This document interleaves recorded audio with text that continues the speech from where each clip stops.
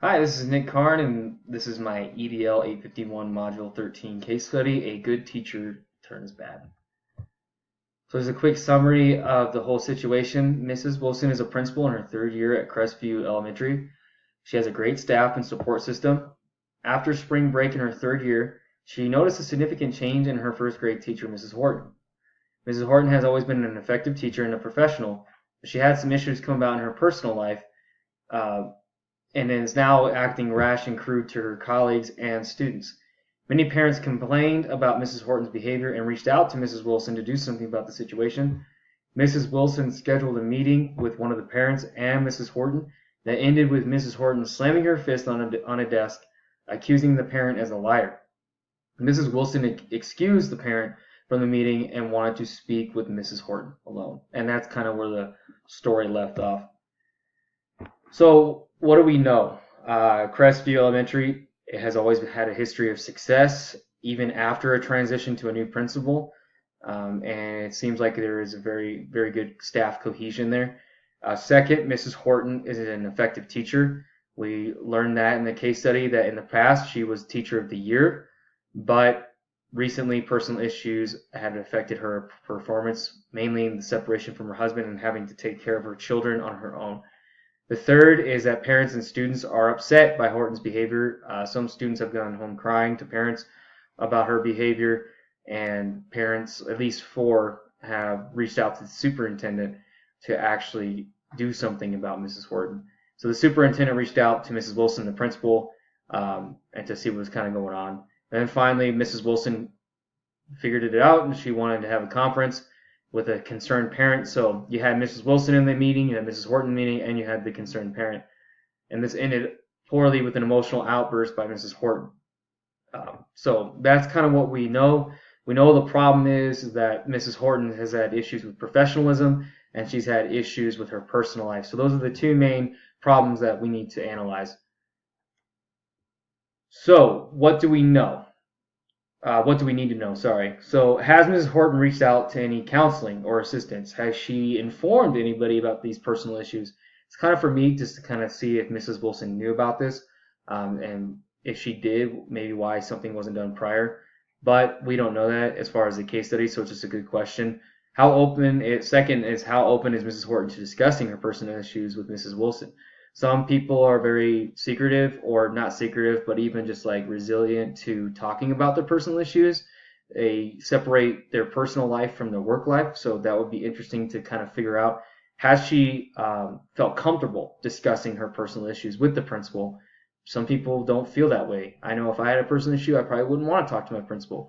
But she might have conversations with staff. So that's an interesting thing, what their relationship's kind of like. Third is, what is the district's policy on professionalism and evaluations?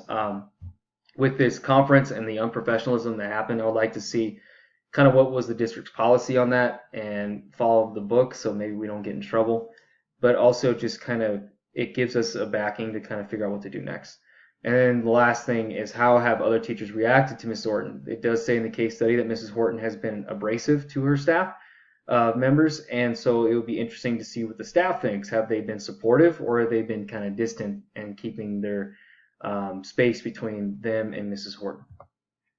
So category 2 here is proposed plan of action for the students. I would meet with students as a group. We just talk to Mrs. Horton's class and kind of not let them know exactly the details, but also just let them know that there have been some issues and I want to figure out what it is. And I'll probably meet with some of the individual students that have really been going home to parents and complaining about Mrs. Horton, figure out what exactly has been going on and what has been said.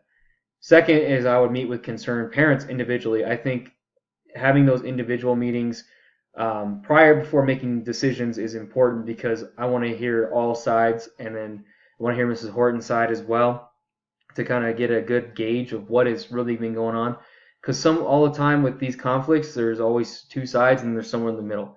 And so we have to figure out the two sides and then come to a middle ground here.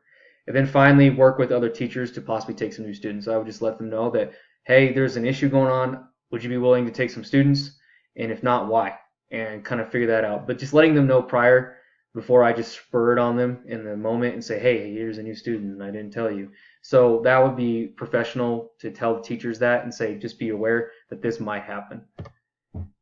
And then the proposed plan of action for Mrs. Horton would be accountability. You got to hold teachers accountable, even if they have personal issues going on.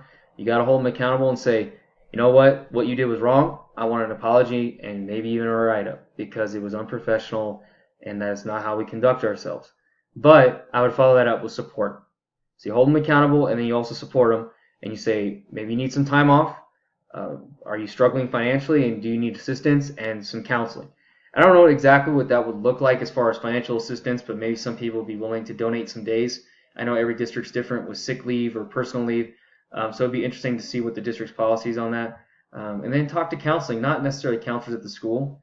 I would say go find some other kind of counseling. What benefits does the school offer, the district offers counseling? I know there's always counseling available at districts, and it just depends where you're at. But our district has counseling, so if you have a personal issue or if you are dealing with something, death in the family or anything like that, it would be important to look for that support system. And a lot of people are resilient to go to counseling, but it does help. And then plan for success.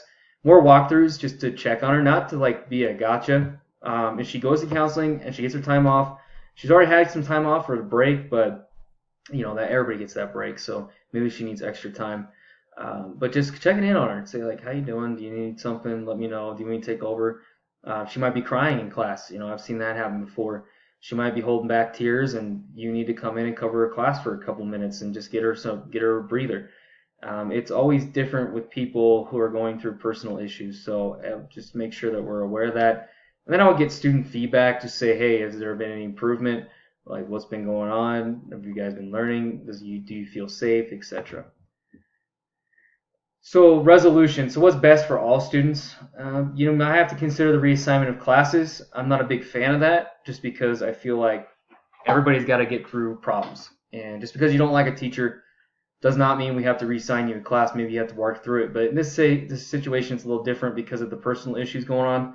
So I would consider that. And then I would definitely mandate assistance for Mrs. Horton. I know teachers have gone through divorce, death, all kinds of things, and really they just need a helping hand. They need to be pulled up. They need to know that we're a family. They need to know that we're gonna work with you and we're gonna help you. And whatever that looks like, it depends on who you are as a person, depends on who you are as a leader. But for me, what that looks like is just listening, talking with them, knowing that they're there, and making sure that we're providing support. And so most people got to figure it out on their own, but just to let them know that we're there for them. Communication with parents, district, and teachers is always important, just to make sure that they know. We don't have to get too detailed with it, but we have to let them know that there is an issue going on and that we're working on it and we're taking steps. And then we have to hold everyone accountable. Like I said in the last slide for Mrs. Horton, we have to hold her accountable. We have to hold all teachers accountable for performance. And yeah, if you're going through a personal issue and it's affecting your performance, you need to take time off. Because really we're serving our kids. And if you're treating kids differently because of your personal issues, that's not fair to them. That's not fair to the other staff members if you're treating them disrespectfully. And that's the standard. So you set the standard and you make sure that people reach it. And when you don't meet the standard, then you have to hold them accountable, regardless of what's going on. And so that's something that is hard to do because we're all human. We want to help each other. But at the same time, you got to hold people accountable for their actions. And if you do that, you might have some pushback here and there, but everybody else is going to see that and say, hey, he or she held me to a certain standard, so therefore I'm going to reach that standard. And then the fourth category here, and it has three different parts, is the what was I thinking? So could this have been stopped prior to the outburst? And has Mrs. Horton reached out to anyone in the building, kind of repeating what I said earlier. So I wonder if there was anything done prior. Like, did we notice this? Obviously, there was a change in her, and people noticed that. So could you have done something prior before this outburst, before it got too bad? I don't know, but that's kind of what I was thinking throughout this. Feeling sympathy for Mrs. Horton's situation. I know people who have gone through it. I've gone through it with personal situations. It's hard to come to work when you're going through that, and you got to power through. But time off isn't necessarily good either, because you want to come to work, and sometimes work, at least for me, work was the best medicine for me because I was around the kids. They're great kids, and I think every kid's great. So that helped me kind of get over my situation faster, because if I would have stayed at home and just like wallowed and felt sorry for myself, then I probably wouldn't have gotten over it as fast. And so, yeah, I feel sympathy, because it's kind of hard when people are telling you to take time off, but you really don't want to take time off because you just want to do your job and you want to go back to normalcy after some kind of big change in your life. So I get what she's trying to do. She's trying to go to work and get it done, but it's hard when you got something in the back of your mind too. It's uncomfortable for Mrs. Wilson, because either way, you gotta make an example out of her, but you don't want to, because she is going through these personal issues, and you want to be understanding. You want to be very supportive, but it's hard to do when your teacher's acting that way. And yeah, I'm disappointed by Mrs. Horton's professionalism. I don't think you should ever talk to someone that way, no matter what you're going through. I think she should have probably explained the situation to the parent and said, "I apologize that your student's feeling this way." And she wasn't really receptive to what the parent was saying. She took it as an attack, and maybe it was. We weren't in the room, but from the case study, it didn't feel like a personal attack. It just felt like, "Hey, I'm a concerned parent that my kid's coming home crying every day, and I would do the same thing as a parent. If my son came home crying all the time from class, I would be concerned and want to meet this teacher." And so I don't blame the parent necessarily. I think Mrs. Wilson maybe jumped the gun a little bit too, but regardless, Mrs. Horton shouldn't have acted that way. And I feel bad for her again, but at the same time, you got to get through those situations, and there's a time and place for it. And with a parent in front of your principal, it's not the right time. And what was I valuing? I throughout this whole thing, I value that my school has a family atmosphere. So one of us goes through a personal struggle, we all help each other out, and that's a huge thing in a school. And if we can do that as administrators, create that family atmosphere, we're going to hold each other accountable. But when you go through struggles, we're here to support you, and we'll do whatever it takes to help you. The students' feelings, I think that we overlook that sometimes, that we want to be hard on our kids and make sure they reach a certain standard, but at the same time, they got feelings too. Whether they're kindergarten, first grade, or they're all the way up to being a senior in high school, they have feelings, and we have to value those feelings. And concerns of parents, we forget about that as well. Parents are usually viewed as the bad guys in schools because they sometimes are annoying and they bug us with things, but they care about their kids. And I'm the same way with my son. I care about him.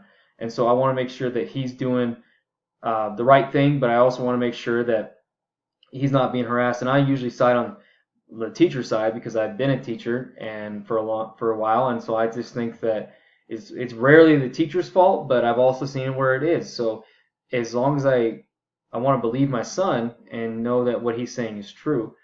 It's not always true though, and so I think we should value concerns of parents, but we have to hold them at an arm's distance too, because they obviously have a bias towards their kids, and you want to support them though. You want to listen to them, and I think that's the best thing. It's just listening to parents and their concerns, and maybe having those conversations will be better for your school. Some unresolved issues here is the inappropriate behavior by Mrs. Horton, parents and students wanting out of her class, and then Mrs. Horton's mental and physical health. And we always focus on the mental side, but physical health plays a role in that as well. So just as the last category here, academic success and well-being of every student. So as an educational leader, I would promote the academic success and well-being of every student by enhancing instructional capacity in the following ways. A, working with Mrs. Horton to get the help she needs, but let her know that she needs to change quickly at work. And B, I would then communicate with parents on the situation, how I'm handling it.